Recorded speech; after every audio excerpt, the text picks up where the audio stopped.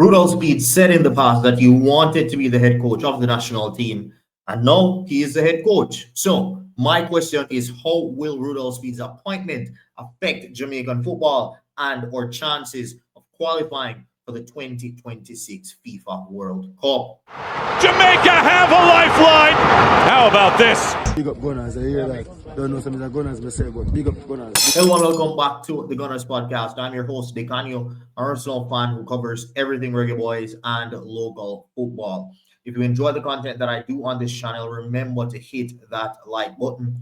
Every single video I do on this channel must get to 200 likes. So just go ahead and hit that like button. Also, another free way to support the channel is by hitting that subscribe button. Again, it's a free way to support and help us to grow. So just go ahead and hit that subscribe button. Now, in this video, I'm going to be talking about Rudolph Speid's appointment as interim head coach of this national team, right? I'm going to go through a whole lot of different talking points, a whole lot of different things that can come out of this, why his appointment might be negative. Try to see if there are any positives that can come out of this. I'm going to be breaking all of it down in this video. Now, the first thing that I want to talk about is how he will get along with players. How will he get along with the Jamaica Reggae boys, the individual players? Because that is the key relationship that will determine whether he can carry this team forward or not. Apart from the tactics, if he does not have the respect of those players, there's no way he's going to succeed. So I think it's a very smart approach from the Jamaica Football Federation to hire Miguel Coley alongside Rudolph Speid, because I think Miguel Coley does have that people person type of skill, does have that man management, and does have that likable personality, and can be the one that engages more with the players head on, right?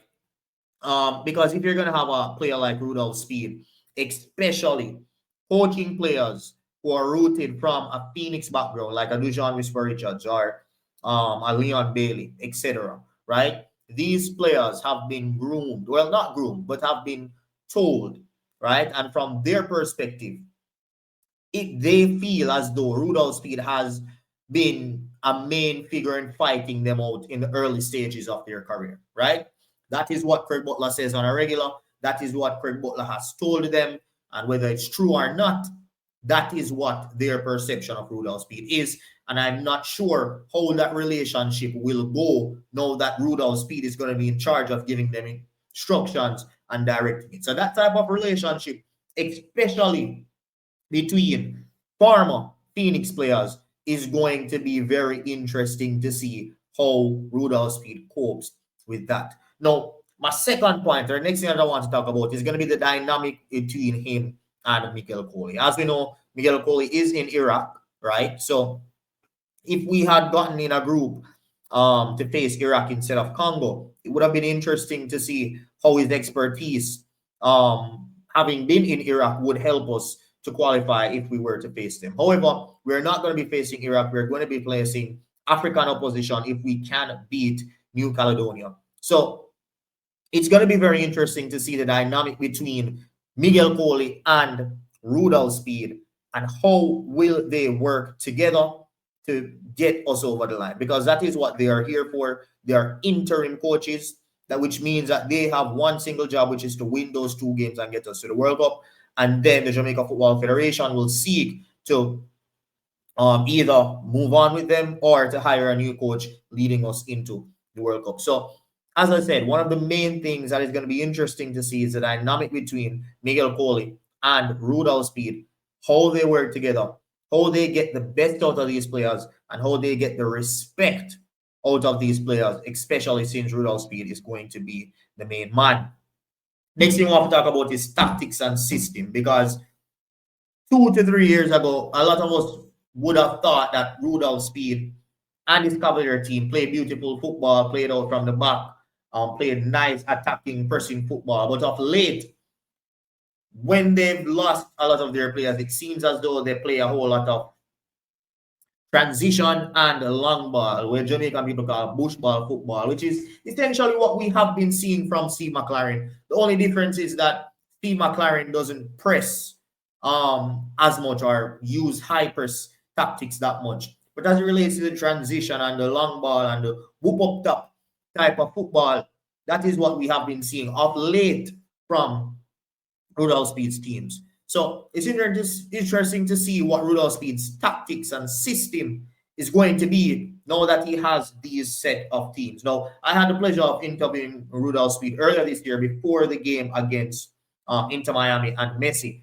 And he always talked about, or in that interview, he talked a lot about him playing attractive football and that if he was the coach of the national team, he would have a whole lot more ball handlers. He would have or he would be playing a different way. He would try to keep the ball on the carpet a bit more. So it's going to be very interesting to see if Rudolph Speid is going to be a man of his word as it relates to how he sets up this national team to play, the tactics that he employs, and the system that he plays. Will we still see whoop up top football, or will we see him stay true to his word of having ball handlers and keeping the ball on the football on the ground? Now, one main thing with Steve McLaren where he failed was not playing players in their rightful position. We're always short in a midfield. And even when we do bring midfielders, in the trust them to play defenders in midfield. We've seen Latiba Deer in midfield. Algrimson used to do it. We've seen Lowe in midfield. Now, recently we see Ian Frey in midfield. We want to see midfielders in midfield. It's that simple. And if you want to play the ball on the carpet, if you want creative players, if you want pressing aggressive players, if you want players comfortable on the ball, there's only one way you're going to do that, and it's by selecting those players. Tyrese Hall is out there that is performing in the same league as Kaheem Dixon, but has the stats to back it. He's Jamaican. He has a passport. Call him up. Get the best out of him. Right? Ravel Morrison out there. Experienced. He's gone through a World Cup qualifier campaign before. He understands world football. He's a ball angler. Natural midfielder. Pick him. Daniel Johnson. Experienced. An extra body in the midfield. A left footer in the midfield. Right? A lot of people don't realize how important it is, especially in modern day football, to have at least one left-footed midfielder. It helps with the progression of the ball. It helps with balancing the team, and having him in the team, whether I'm going to be a starter off the bench, it is going to help. So these are the types of players that I want to see integrated into this national team if Rudolph Speid is going to stay true to his word that he told me earlier this year, that if he was national team coach, he would be playing with the ball on the ground. He would be playing attacking football, and he would be pressing, right? Now, another thing that I want to talk about is something that I already spoke to earlier, and that is how will he command respect? Me not hide and talk. It has been going around that a lot of persons or a lot of players don't even talk to Rudolph Speid. Them not really like Rudolph Speid. Them not really. He's not a likable person amongst the players, right? So if that is the case, it's going to be very interesting to see how he manages that. And that is why I think the Miguel Coley appointment is very, very crucial as the assistant coach, if they can get it over the line, because it is not yet finalized, people. They did say that they're talking to his agents. But if they can get that Miguel Coley deal over the line, that could help alleviate that tension between the players and Rudolph Speid. So again, I've said it so many times in this video, but it's going to be very interesting to see how that goes into play. So the next thing that I want to talk about is the conflict of interest. Now, once majority of Jamaica hears the word Rudolph Speid, the first thing comes to their mind is conflict, right? Craig Butler basically drilled that into the minds of every person, and it actually is true, right? He's known as the conflicts boss. He's known as the man that has many conflicts. And the reason for that is because he coaches Cavalier. He owns Cavalier. He's also the chairman of the technical committee of the Jamaica Football Federation. And even worse, no, he is the interim head coach of the Jamaican national team. You can't have more conflicts than that, people. So it's going to be very interesting to see which one of these roles he's going to drop, if in drop any. Because if he does not drop any of these rules, it's arguably scandalous. It is going to be very, very scandalous if he does not drop this role, or especially his Cavalier role, know that he is the head coach of the national team. It is 100% a conflict. There is no question about it now. There's no if, but, or maybe. He has a club in Jamaica under the Jamaica Football Federation's cap that he coaches, that he owns, and he also coaches the national team. That's a clear conflict. Now, when they want to beat around the bush before, you cannot beat around the bush now, because Rudolph Speid cannot use the excuse that he does not select the national team and he does not select players anymore, because he will be the man responsible for player selection. So again, it's going to be very interesting to see what happens. His appointment or his start date is set to be December 15th.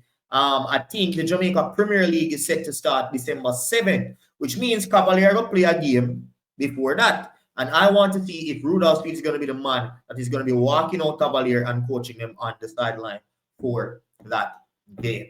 My final point is Rudolph Speid wanted it and he got it. It is now his time to prove, because a lot of conspiracies are going out there that him set this up perfect. I don't know how true that is, because if he set it up for McLaren to fail and take him over, that would have been a hell of a piece of hobby. How the man would have to work to do that, right?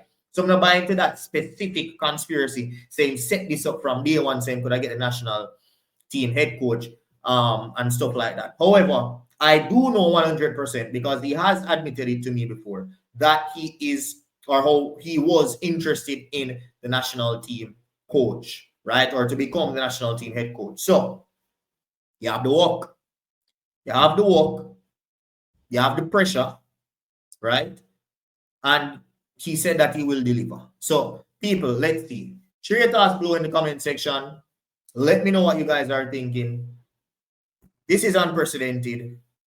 This is basically scandalous at this point if nothing doesn't change. So share your thoughts below in the comment section. Let me know what you guys are thinking. Thank you guys for watching, and I'll see you next time. Peace. Jamaica have a lifeline. How about this? Big up Gunnaz. I hear that. Don't know some of the Gunnaz myself, but big up Gunnaz.